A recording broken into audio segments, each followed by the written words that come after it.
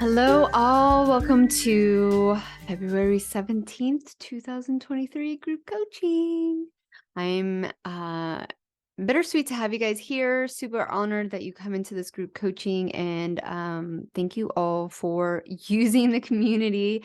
I know it's hard to show up. I know this group coaching session is a funny time. I was away for the first 2 weeks of February, and I wanted to make sure we get the 2 sessions in, so it had to land on a Friday evening for the rest of the world, because here in Hawaii it's still the afternoon.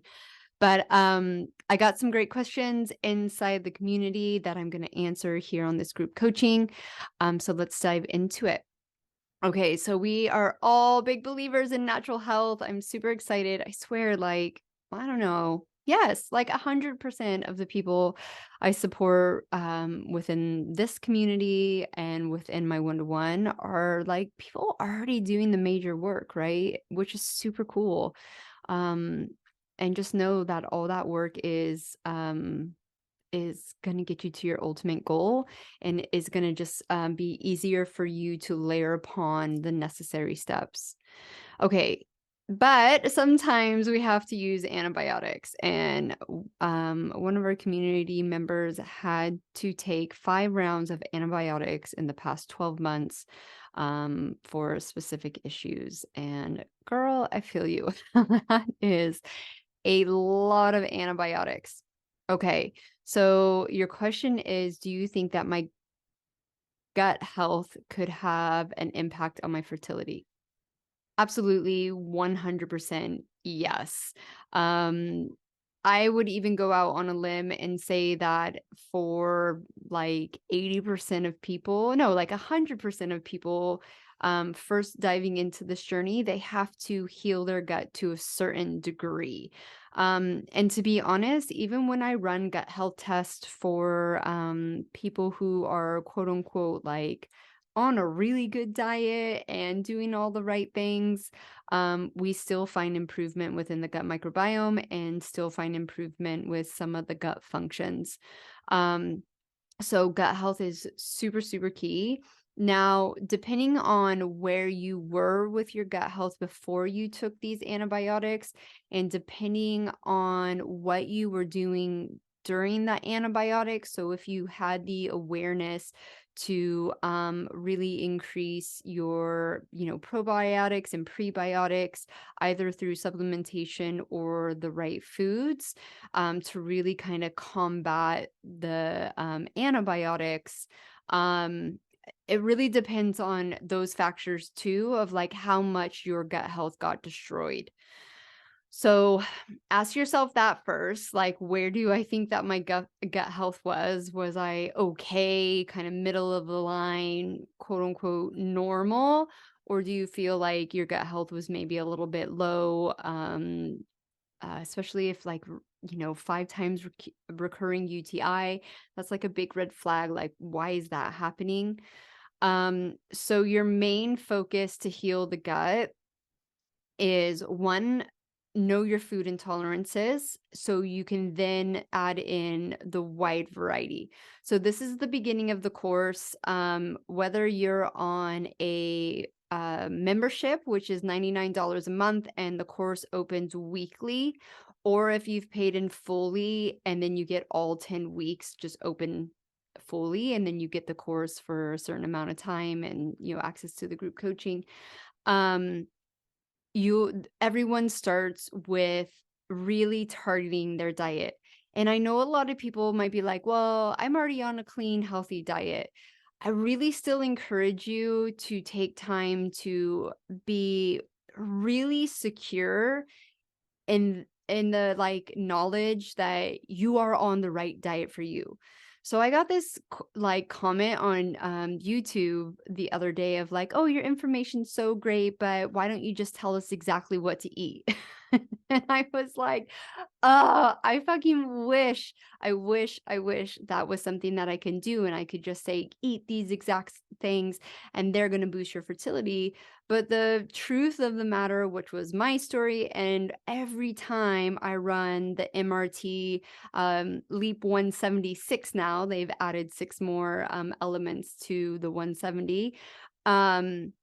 healthy foods come up, like the foods that even I recommend that are like quote unquote healthy, and really good for gut microbiome, sour, like, aversions to the probiotic foods like sauerkraut and bone broth, histamine intolerances. I've seen chicken pop up. I've seen carrots pop up, asparagus, blueberries, salmon. Obviously, eggs is one of kind of the more common ones.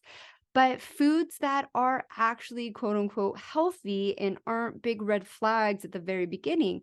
Obviously, for me, tomatoes, paprika, aubergines, peppers, potatoes, all foods that are healthy or highly like inflammatory in my gut and contributing, well, for me, like literally causing my infertility issues. So there's not an easy answer. And I know that's really shitty. And I know that if I not like, I don't want to see if I was being a dick, just tell you eat this meal plan. Like obviously I have a meal plan that you can either purchase as a PDF, you get it free within this course, and the one-to-one clients get it, but it's an inspirational meal plan. It's there for guidance, and there is information of how to find your food intolerances. If you either can't afford the MRT test or you're just not in a location to get the MRT test, you have to do the kind of hard work yourself, and you have to experiment and really, really get to know your body.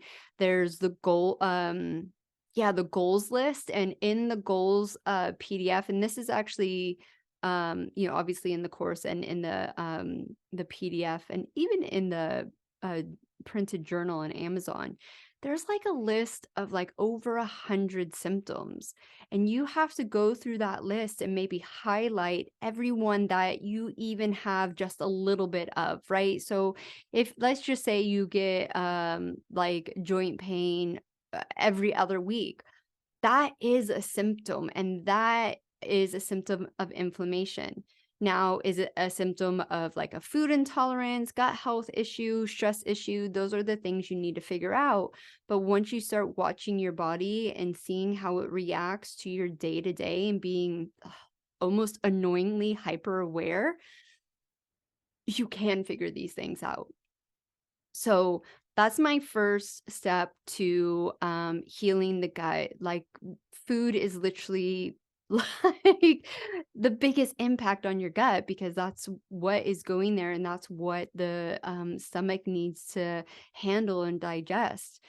So if you're on the perfect supplementation and you're on the perfect diet, but you're still eating these foods that are maybe highly like reactive. I mean, my story is a perfect case because so I went paleo, basically, super strict, like anal strict. I had dramatically reduced my stress levels. I had like a good meditation practice. I was doing yoga. I was like perfection of health. Like you cannot fault me.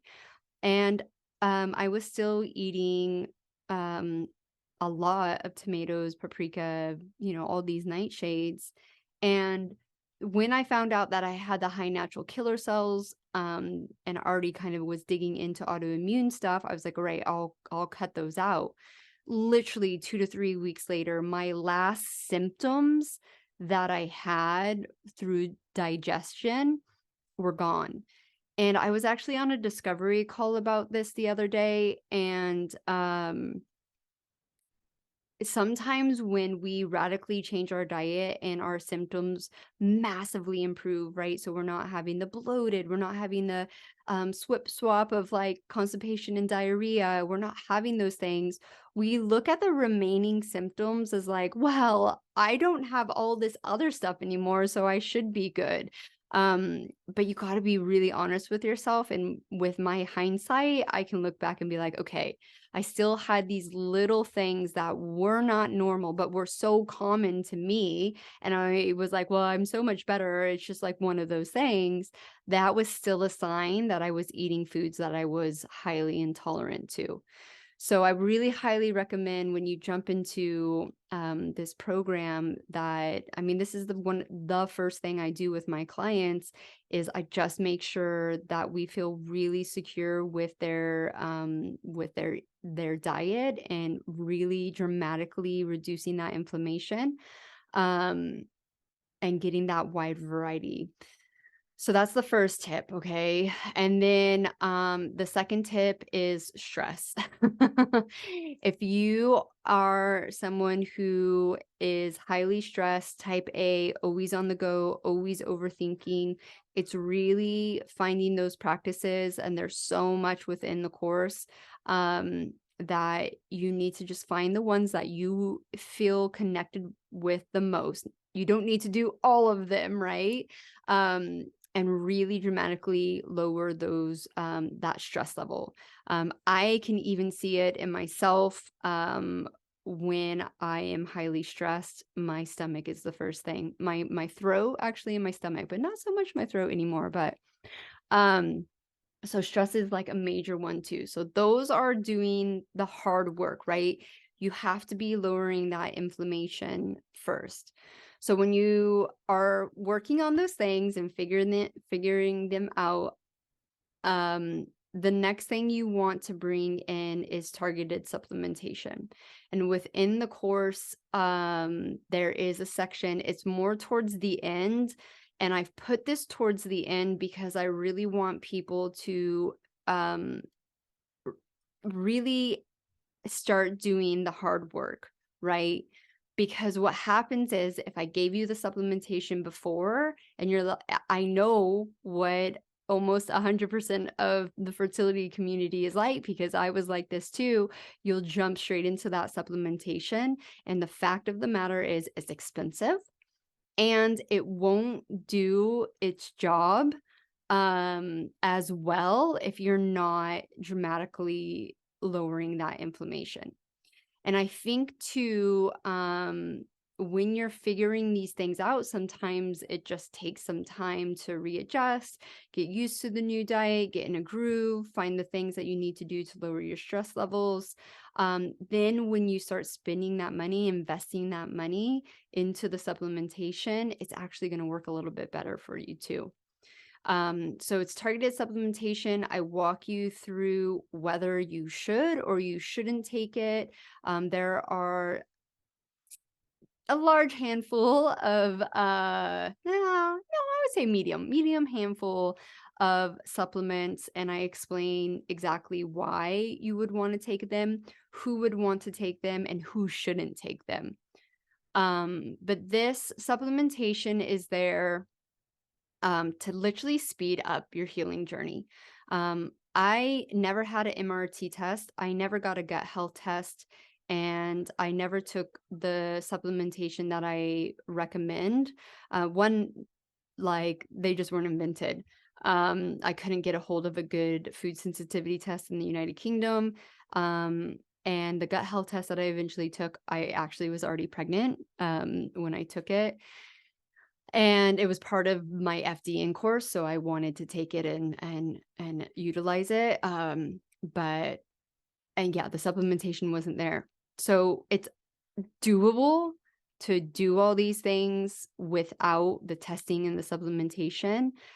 But with hindsight, I can confidently say from the moment I went AIP, so being spot on with my diet, knowing exactly what I needed and what I didn't need, to knowing that I could have got pregnant naturally, took probably 8 to 12 months. It took a while. So we do these things to speed up time, basically, because I know we feel time poor already. And so it's really, that's why it's there. So it is an investment. I think it's worth the investment. And it eventually will save you time, money, and heartache investing in these things. Obviously within the diet, there's really key ingredients like liver. organ meat and bone broth. If you're not intolerant to histamines or or any of the meat that you're using for your bone broth, um, and cod liver oil that I recommend. Those things are when I started eating liver, and that was like one of the last things I introduced into my diet, and I was doing bone broth before bone broth was like cool and you could buy it at the grocery store. Like the butchers used to like laugh at me and like, "Oh, do you have a dog?" I was like, "No, I make this like broth out of it." And they used to just give me the bones for free. Now everyone's caught on to it. It's actually cheaper for me to just buy pre-made broth than the bones here in Hawaii. It's crazy. Um, so if you want a boost, definitely get liver and bone broth into your diet and organ meat. You can go to the grocery stores now and get mincemeat with pre-ground liver, heart, kidney in it, and you will never ever taste it. If you make like a nice spaghetti bolognese, or if you use the Nomato recipe, even if you do the ground tacos, my kids eat it. My husband eats it. He knows I put it in it. And at first he was like really pissed off because he's like, "I don't like liver." And I was like, "You won't even taste it." And he's like, "Okay, I can't taste it." So, so if you don't, I mean, it's more expensive to buy that meat pre-made, but if you're like, "There's no way in hell I can go near that stuff and chop it up," there's a link, of me like chopping up liver, and most people will like freak out on it. So, so those things are really important to gut healing and will massively, massively boost the time it takes, or reduce it. It will boost your health and reduce the time it takes to heal your gut. Um, so those are the steps to really maximizing your gut health. I definitely think really no matter where you were before all this antibiotic use, you are going to want to really focus in on healing the gut lining, increasing the microbiome. If you can, I would probably invest in a gut health test. You'll find the links within the course. You order it directly from the testing company. And you have when you get the results, I also give you a huge PDF to help analyze the results. But if you're like, "This is really overwhelming," there is an option to hire me to do analyzing of the results and an action plan for you. That I mean, yeah, it's game changing, that test, but I understand that financially some people just can't afford it. And like I said, I didn't do it and I was successful. And I think with the targeted support that, I've done research and used yeah, I actually have used myself. I do use the supplements from the microbiome labs to help support my gut. So I do use them. Yes, I do. Okay. So let's go back. So you've had one chemical pregnancy. I'm so sorry. While I still had the parasites. Yeah. Okay. So that's my other question. Do you feel confident that you've got rid of your parasites? And what were those parasites? I'd be interested to ask or to discuss that with you. And then, if you're not confident, I would highly recommend going back and getting that test through your doctors. Or if you want to do the gut microbiome test, that is something it does test for, is parasites. Yeah, so even if you're doing IVF, you're actually so bang on point with this comment. I'm just going to read it here. "We're considering doing IVF in a few months if things don't happen naturally. However, I'm concerned that without a strong gut, it might not even work." And you're so right in that. Only in the fact that if you have gut health issues, it's highly likely that there's lots of inflammation and oxidative stress going on. If you have slightly leaky gut, that's going out into the bloodstream, going out to other areas of your body. Your cellular health is probably incredibly low right now. So what a lot of people don't understand when they go into a round of IVF, they think, okay, well, they're going to collect these perfect eggs and get these sperms and it's going to marry. And then all of a sudden you have like maybe one good embryo.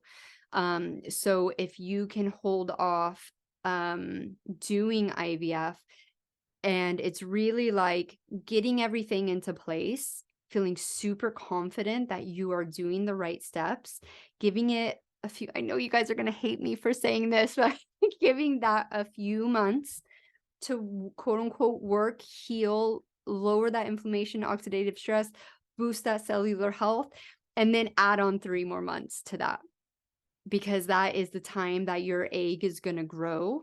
And with that time, not only are you going to produce better egg quality because your cellular health is going up, but everything around you in your body, your uterine lining, your hormones, even your capability to handle the process of IVF is going to improve. So it's vital. And then on top of that, you continue on is your partner still has a stomach infection and SIBO. Okay, so he is working with a naturopath. There is a SIBO part of the course. Again, I think it is later in the 10 weeks. But for his sperm health, it is essential that he improves his gut health and gets rid of that SIBO, which can be a bitch to get rid of. And those other infections. So for him as well, it's going to be do the detoxing, the cleansing, the healing of these gut issues, then tack on that 3 months for the sperm to develop, because sperm and egg take a certain amount of time, around 3 months, to develop. So if you jump into an IVF rounds, I don't know what the timeline is, but let's just say from now in 3 months, you are potentially decreasing your chances of getting healthy sperm and a healthy egg to make healthy embryos. So I think you guys are both, on this amazing track to do the quote unquote healing of the gut. And it's really now just surrendering. I know that you say you're 37. I don't think that's old personally. And I will tell you from my personal experience of wanting a family at 27 and not having a family until I was 35. I think I finally had my first baby, and then 37 when I had my second baby. It didn't matter. Like your age, like literally didn't matter. And I think most mothers, when they're going through this process, mothers to be, is that society has conditioned us to overthink our age so much. And then if you don't work on that subconscious mind part of your age, you're always going to think like, I'm an older mom, I'm old and I do this. Like, I'm healthier I'm now 41 than I was at 27, right? Like I have so much more energy. My gut health is so much better. And, this time has, the time of your fertility struggles, if you use it wisely, literally almost gives you time back, right? Because you're not going to be dealing with all these health issues in your 40s when, you're going to see a lot of your friends who maybe got pregnant easily, who maybe weren't dealing with any like issues. They're just coasting through life and stuff and just kept going in their normal and, Western society ways. And then all of a sudden 45, 50, 55 is going to hit them hard, where I don't even like think about that. And all my friends like, oh, 40, I feel so old and I can't sleep and doing this. I'm like, I'm living my best life. So I know when you're in the thick of it, um, it's hard to wrap your head around that. But that's why the like subconscious mind stuff and the way we think, the words we use, what we say to ourselves is so important. And if you can start just embracing that you're 37 and just knowing that it's your cellular health. That's what is the difference. And the only reason your age is somewhat connected to that is because we've just had more time to like fuck our shit up. And yeah, there is an element of aging, but there's so much information and there's so many like hacks that you can do to reverse that aging or dramatically slow it down. And yeah, when we are older moms, we do have to forward think like, okay, my kid's going to be in high school when I'm like like late 50s. How do I want to be, and how do I want, my life to continue on? I don't want to be sick. I want to be able to run around with him. I want to be able to do the things that kind of quote unquote younger moms are able to do. So that's going to be, really, really important for you to focus on as well. Um, so yeah, I hope this has answered all your questions. If you, I think I have asked you a few questions in this, so it'd be great if you can respond back to them. If you can't make the next live coaching, and then I can just type away in the community and answer your questions for you. And also sometimes, like, if I have time and, like, the question's a little bit big, I just jump on here and I just answer them for you guys. Sometimes it's easier for me just to like, talk it out than type it out. Okay, so until next time, I hope you guys have well, it's Friday, so right now I hope you guys have a beautiful weekend and stay connected in the community.